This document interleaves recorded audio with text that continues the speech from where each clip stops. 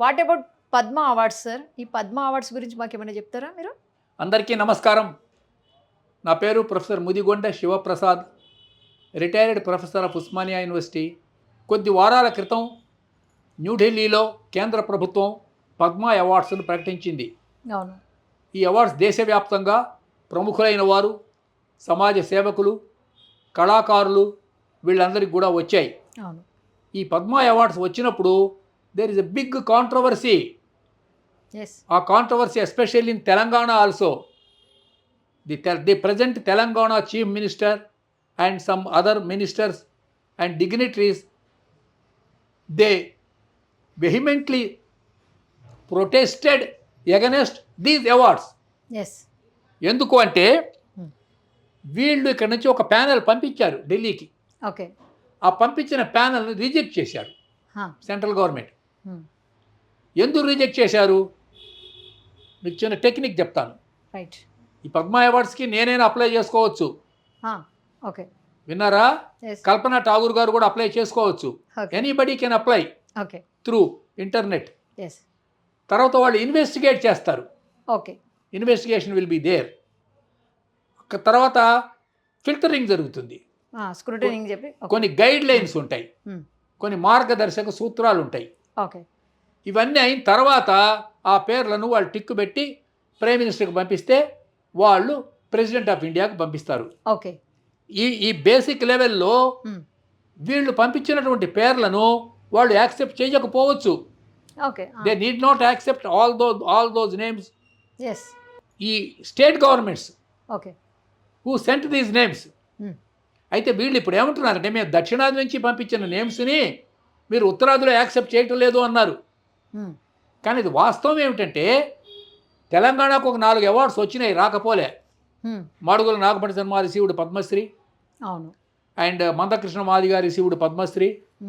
And film actor Balakrishna received Padmabhushan. And there is one more Padma award. There are 4 awards. Okay.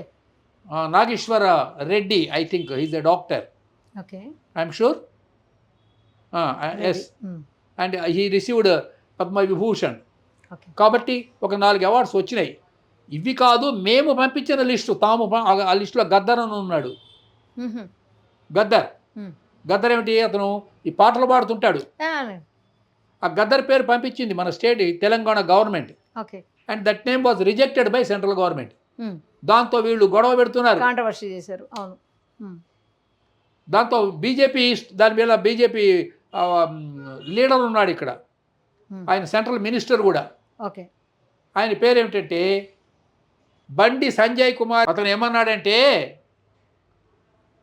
మేము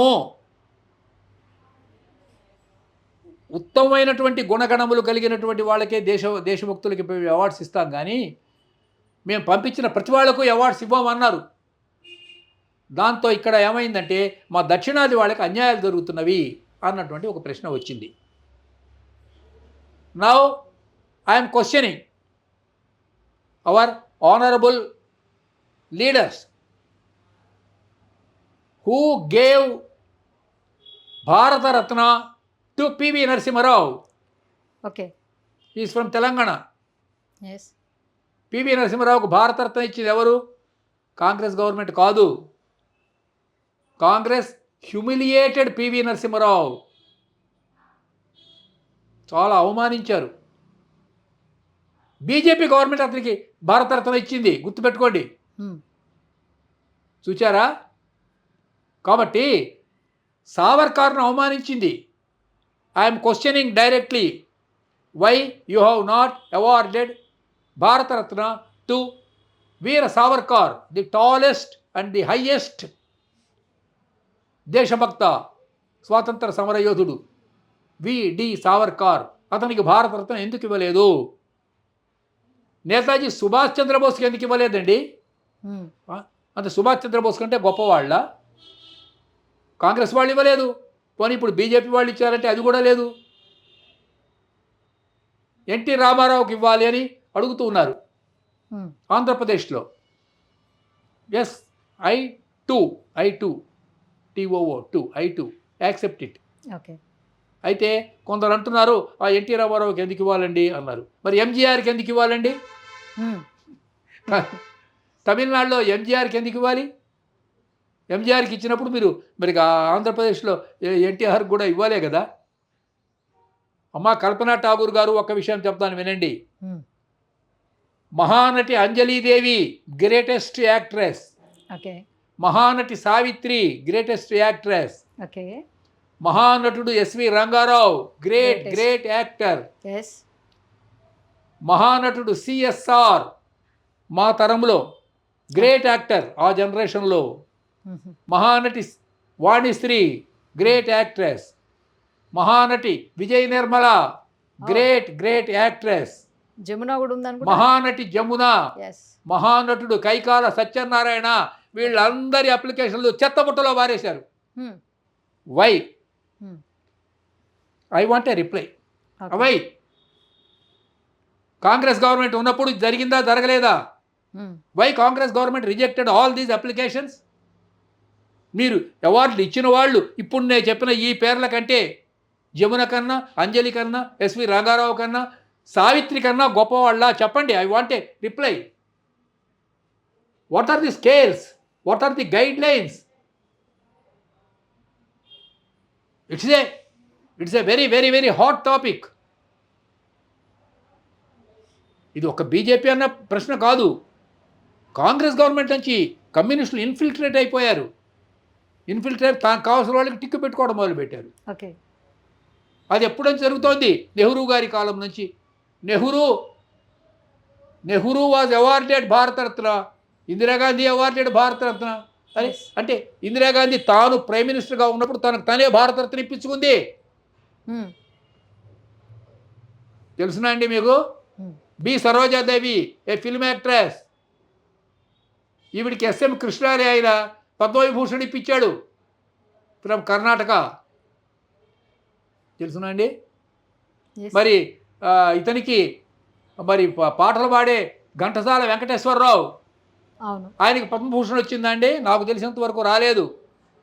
ఘంటసాల వెంకటేశ్వరరావుకు పద్మభూషణ్ రాలేదు. ఎందుకని? మరి లతా మంగేష్కర్కి భారతరత్న ఎందుకు ఇచ్చారు? ఎందుకు ఇచ్చారంటే అప్పుడు ఒక ఆవిడ ఉండేది ప్రెసిడెంట్ ఆఫ్ ఇండియా. ఆవిడ పేరు Pratibha Patil. She is from Maharashtra. This Pratibha Patil మహారాష్ట్రలో ఉన్నప్పుడు ప్రతిభకు కాక ప్రతిభా పాటిల్ గారు రాష్ట్రానికి పంపించుకుంది అవార్డులు అని ఆ రోజుల్లో చెప్పుకునేవాళ్ళు కదండి. ఇప్పుడు ఈ ప్రశ్న వస్తుంది. బాలకృష్ణకి ఇచ్చారు, very very happy, I'm happy personally. బాలకృష్ణకి ఇచ్చినప్పుడు మరి కృష్ణ కొడుకు మహేష్ బాబుకి ఎందుకు ఇవ్వకూడదు? మహేష్ బాబుకి ఇచ్చినప్పుడు చిరంజీవి కొడుకు రామచరణ్కి ఎందుకు ఇవ్వకూడదు? ఇంకొస్తాయి కదా ఈ ప్రశ్నలు అన్నీ.